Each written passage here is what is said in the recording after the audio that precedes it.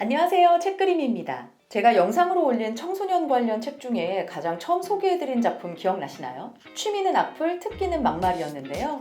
5명의 작가가 말이라는 하나의 주제로 다양한 해석을 내놓은 앤솔로지 문학입니다. 많은 청소년들에게 읽히며 말의 무게를 떠올려보게 만드는 중학교 필독서로 자리매김하기도 했는데요. 이번에 생각학교 출판사에서 앤솔로지 신작이 출간되어서 소개해드리려고 합니다. 어느 날 문득 내가 달라졌다. 이번에는 몸이라는 주제로 10대라면 피해갈 수 없는 성장통, 즉 육체적, 정신적 성장과 자신을 사랑하는 방법에 대해 이야기하는데요. 제목에서부터 느껴지듯이 사춘기에 겪게 되는 2차 성징으로 인한 정신적 방황이나 선천적 장애 혹은 후천적 사고로 인해 신체 변화가 있을 때 10대라는 나이의 아이들은 어떻게 그 상황을 받아들이고 자신의 고민을 해결해 나가는지 보여주는 작품입니다. 구체적으로 어떤 내용이 들어있는지 살펴볼까요? 어느 날 문득 내가 달라졌다에는 총 5편의 소설이 실려 있습니다. 정혜연 작가의 가슴앓이, 조영주 작가의 14살 내 사랑 오드아이, 장하미 작가의 소녀들의 여름, 정명섭 작가의 꿈속을 달리다, 김희환 작가의 지하의 새로운 손. 각각 신체의 일부 중에서 가슴, 눈, 머리카락, 다리, 그리고 손을 큰 매개체로 해서 또래 속에서 벌어지는 현재의 고민과 상황을 그려내고 있는데요. 먼저 첫 번째 작품 가슴앓이에서는 남다른 신체 발육을 콤플렉스로 여기는 주인공이 전학을 온 친구를 만나게 되면서 생각의 변화를 겪게 되는 이야기를 담고 있습니다. 주인공 선아는 헐렁한 옷차림에 한여름에도 에코백을 꽉 껴안고 다닐 정도로 항상 위축되어 있는데요. 그런 자신과는 반대로 자기 단점을 매력적으로 부각시킬 줄 아는 당당한 세린을 통해 주변의 시선에 신경 쓰지 않고 스스로에게 떳떳한 내면의 힘을 키우는 방법을 알게 됩니다. 컴플렉스는 컴플렉스야. 싫은 건 싫은 거라고. 그건 갑자기 좋아할 수 있는 것도 아니야. 숨길 것까진 아니지만 막 드러낸다고 해서 갑자기 콤플렉스가 아닌 것이 되는 건 아니란 말이야. 네가 싫어하는 걸 싫어하지 않는 척하니까 네 마음이 힘든 거라고. 중요한 건 네가 너를 싫어하지 않는 것. 사람마다 나 컴플렉스가 있지만 그건 어쩔 수 없이 나의 한 부분이잖아. 그 한 부분 때문에 나를 싫어하지 말고 그놈과 함께 잘 살아보자고. 14살 내 사랑 오드아이에는 집단 따돌림으로 인해 마음의 상처를 안고 있는 주인공 규리가 등장합니다. 이 작품에서 저는 처음 보는 단어들을 접했는데요.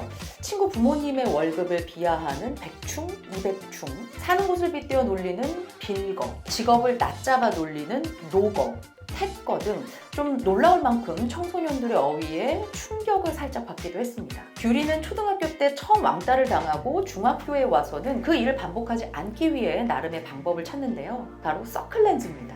게다가 양쪽을 다른 색으로 끼워서 신비한 느낌이 들면 일명 인싸가 되는 거죠. 그렇게 규리는 무리해서 도태되지 않기 위해 매일 장시간 끼면 눈에 좋지 않은 서클렌즈를 친구들 앞에서 항상 착용합니다. 그러다가 마침내 눈에 탈이 났고 렌즈를 뺀 규리를 본 아이들은 이내 자기들과 다른 모습으로 등장한 규리를 따돌리기 시작합니다. 또다시 반복된 왕따의 굴레에 규리의 마음은 괴롭기만 한데요. 가만히 버티다 보면 이 순간은 지나간다. 운 나쁜 누군가가 규리를 대신해 따돌림을 당하게 되어 있다. 그저 그 순간이 빨리 오기를 간절히 바라는 것. 신이든 악마든 부처든 예수든 닥치는 대로 도와달라고 마음속으로 기도하는 것.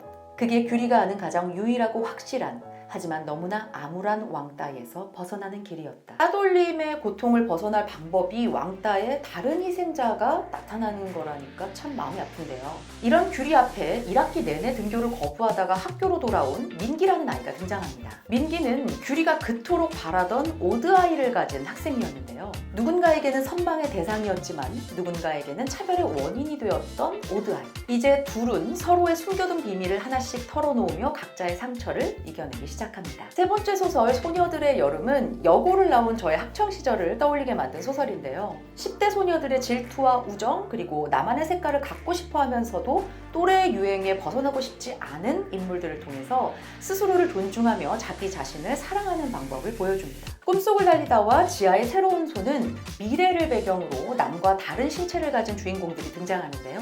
교통사고로 인해 다른 사람의 기억이 스며들어 있는 다리를 이식받게 된 창욱과 선천적으로 손이 없이 태어나 기계손을 달고 사는 지하가 그 주인공들입니다. 나도 모르게 제멋대로 달리는 발, 어느 날 갑자기 사람의 피부로 바뀐 기계손 등 흥미로운 설정을 통해 낯선 변화와 그에 대한 책임을 알아가는 10대들의 모습을 보여줍니다.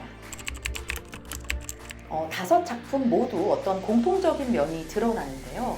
먼저 자신감을 찾아가는 과정을 보여준다는 겁니다. 각 작품의 주인공들은 스스로 깨닫든 누군가의 도움을 받든 결국 자신을 짓누르는 고통을 벗어던지기 위해서 끊임없이 고민의 과정을 거치는데요.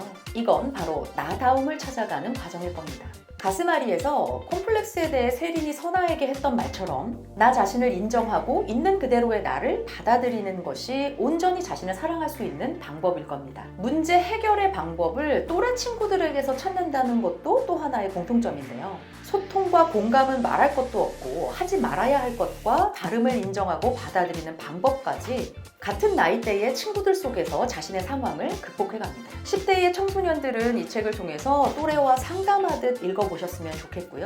청소년의 마음을 조금 이해해보고자 하신다면 어른들 역시 읽어보시길 권해드립니다. 나다움을 찾을 준비가 되셨다면 구독과 좋아요 그리고 알림 설정 부탁드립니다. 구독은 저에게 큰 힘이 됩니다. 다음 시간에 만나요. 안녕!